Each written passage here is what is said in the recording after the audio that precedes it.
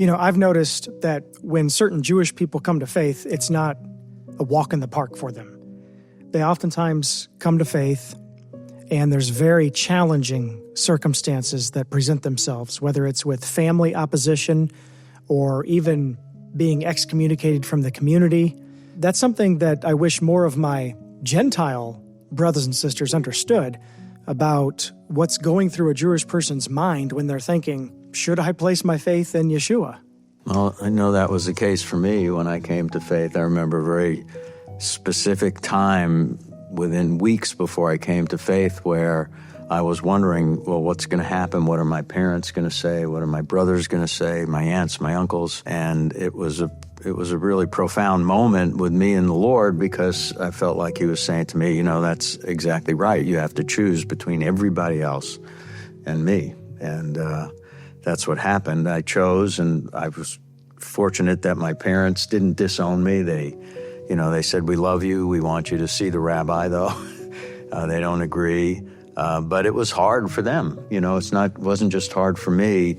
I knew that they were paying a price for my faith, that there were aspects of my life that were an embarrassment to them and made their lives more challenging. And so that was part of the burden that I had to carry. When we started in ministry, some of our Jewish friends who'd become believers, as well as others that we'd witnessed who later became believers, their families had funerals for them. I mean, that was not uncommon. It's not so much today, but at the same time, that was sort of the norm. That's what people sort of expected was going to happen. Their families would reject them or disassociate themselves in some way, and in some cases, yes, have actual funerals for them. There's a huge cost, because being Jewish is not just a religion or your faith or your practice, right? Not like Christianity, which is something that, as I said earlier, people convert to. Being Jewish is just who you are as a people. Once you come to faith, you get rejected by your own people, which is incredibly difficult, because the way that the Gentile church worships is very different. Part of being Jewish is communal. These are the festivals, whether we do Passover, whether we do Sukkot, these things are done in community. And without that community, it's very difficult to maintain your identity. And so there's kind of a reverse assimilation, if you like, that those who are Jewish become less Jewish and look more like Christians, which is a challenge.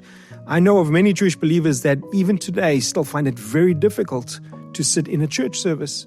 They've come to faith. It's not an issue of truth. It's just who we are as a people. This is very challenging. It's like a fish out of water. Yeah, that's a great point. In fact, I remember one time after I had just wrapped up leading a Messiah in the Passover meal for a local church, a Jewish woman came up to me with tears in her eyes, and she said, I just am so frustrated because everywhere I go, people say, oh, you're no longer Jewish anymore, right? So she'd been going to what I would think are just good, healthy, local churches, but the people in the pews didn't understand exactly what you're saying, that being Jewish is an identity that you have at your birth, and no matter what your belief system, you're not going to stop being Jewish. And all I could say to this woman was, I'm so sorry, right? I'm so sorry that we just don't have an understanding in the church today that there are Jewish believers in Jesus and there are Gentile believers in Jesus, just as there are male believers in Jesus and there are female believers in Jesus. And those things never change. They're God-given identities. So I think, a lot of our Jewish friends, they experience real hardship when they come to faith. And sometimes it's about losing your family, perhaps. And for some people, their immediate family will disown them, especially from a religious community. And we've seen examples of that. Yeah, for sure. Yeah, from a sociological aspect, whenever religion and culture are closely intertwined, here in America, we have such a mishmash of experiences, cultures, religions, and so forth. But especially if you're in a monocultural situation, you can take Islam, from a fundamentalist Islamic point of view or from a Buddhist point of view. So if a strong traditional Buddhist family, for someone in those families to come out of Buddhism or Islam into Christianity, there is a shock to the system. And often the person will feel rejected because they are rejected, or they may feel like, I need to leave here because I'm going to die on the vine. I'm not going to get my faith nurtured in a place where it's so oppressively against what I now believe. So for a Jewish person, there are some parallels with any fundamentalist religion that's closely intertwined with culture. But there's a spiritual warfare aspect of this as well. And for a Jewish person who comes to believe in Jesus, we say, whatever God especially loves, Satan especially hates. I don't think we do people a favor if we don't tell them, yes, now you've come to faith, and now you have forgiveness of sins and newness of life and a prospect of eternity with God forever. But strap it on, here below, because in this world you will have tribulation. There's going to be a battle that's going on. Although there's good news, in the way that as the church is becoming more familiar with things like the festivals and so on, there's a greater accommodation of Jewish culture within the church. And because of that, for the last 50 years, we've had communities spring up all over the world, in fact, that enable Jewish believers to commune with other Jewish believers and feel at home. And so there's a very important movement that's happening. It comes under different names, but typically, if I could just say that there are Jewish believers who believe in Jesus that come together in different cities and different places, and together we have all of the things that we used to, as well as the component of faith in Yeshua.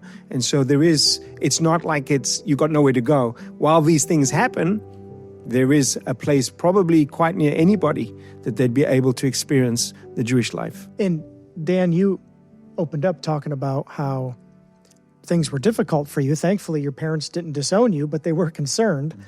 Was it a good choice? Absolutely, it's worth it. I mean, what can you compare to having a personal relationship with the creator of the universe and to begin to understand what life is about, what gives meaning, who you are in the scheme of life, to have insight into even what marriage and family means.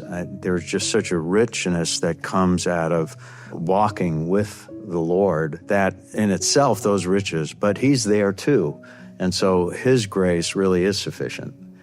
And when you're suffering, you're reminded, of course, of His suffering, and that it is worth it because He's worthy. I think it's important too that those watching, who are maybe Gentile believers in a Bible-believing church somewhere, be sensitive to understanding this, that if you have Jewish believers in your church, that they may have gone through some of these experiences and they really need your encouragement. They need to know that there's a support system. They need you to be watching videos like this that explain the situation and realize that they are trying to deal with some of these issues in their own family, unsaved parents, children, relatives. And that's a deep grief. And that's one that, of course, many believers, regardless of whether Jewish or Gentile, have. But at the same time, I think it's especially acute for those coming out of a Jewish background that have to deal with this great rejection that often accompanies their faith in the Lord. And not only missing out on community or even your own identity, especially if you're more a religious Jewish person, you're having to change your lifestyle. You're having to, all your decision-making changes because you're used to making religious decisions. Oh, I can't eat this, or I shouldn't be doing this. And in a way, you're set free. But you're still struggling with the flesh. You're still struggling with an old mindset. So I think that aside from all the community and identity, I think you're struggling with just everyday decision-making.